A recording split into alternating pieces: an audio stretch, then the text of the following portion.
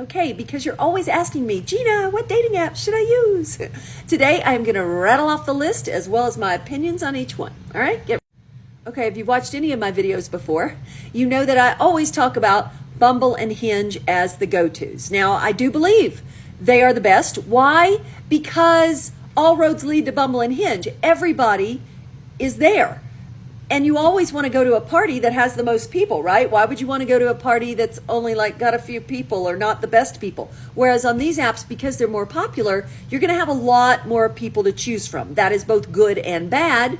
But I would rather personally be on an app where the most options are. All right. So there's that.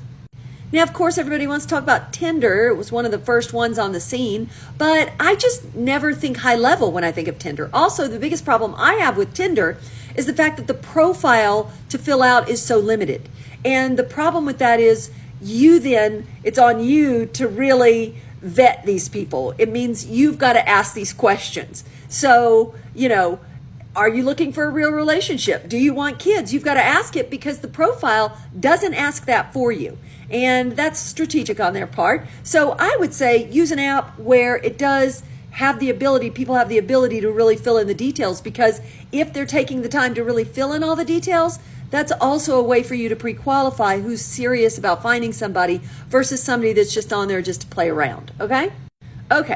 And now you have the League, and I know a lot of people like the League, but it is limited matching. I don't think there's anything particularly special about the League, even though they want you to believe that. And then there's Raya, but I hear that people on Raya have the same problems that they have on all the other dating apps, even more so because the women on Raya are so gorgeous that the men are like kids in a candy store. So why should they choose one when they could, in theory, have them all? All right.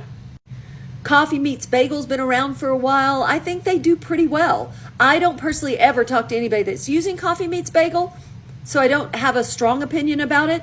OkCupid, eHarmony, they're just old school. Match.com, these are all what I consider like your grandpa's, dating apps, dating sites.